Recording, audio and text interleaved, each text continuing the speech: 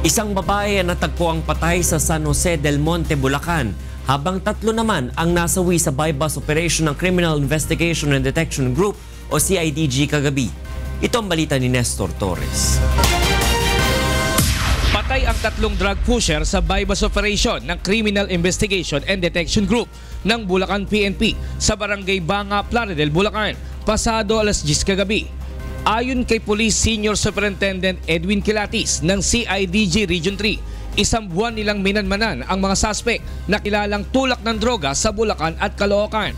Nagpanggap ang mga pulis na buyer ng 160,000 pesos na halaga ng illegal na droga.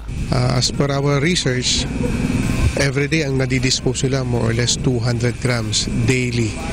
Nakakuha kami ng isang informant regarding their activities until such time na naka-order yung pusher buyer namin ng 200 grams. Nang makahalata ang mga suspect na mga pulis ang kanilang katransaksyon, ay kaagad umanong pinaputokan sila ng baril. Nakahalata na pulis yung katransaksyon niya nung isang bumaba, si alias Gapur. So bumunot siya agad ng caliber 45, pinutukan yung ating pulis. Namatay ang leader ng grupo na si Joseph Jingo de Guzman alias Jerax Desiderio at kasama nito na si alias Edison sa loob ng kanilang sasakyan nang gumanti ng putok ang mga operatiba. Patay rin ang isa pa nilang kasamahan na si alias Gapor na nagawa pang makatakbo sa damuhan.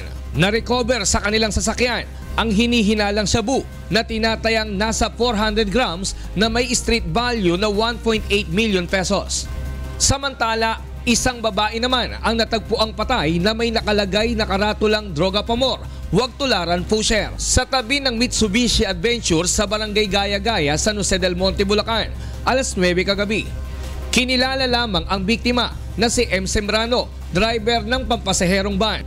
Ayon sa may-ari ng minamaneho nitong sasakyan na si Richard Laico, posibleng pagnanakaw ang motibo ng pagpaslang dahil nawawala ang kinita ng driver sa maghapong pamamasada. Nestor Torres, UNTV News and Rescue, Bulacan.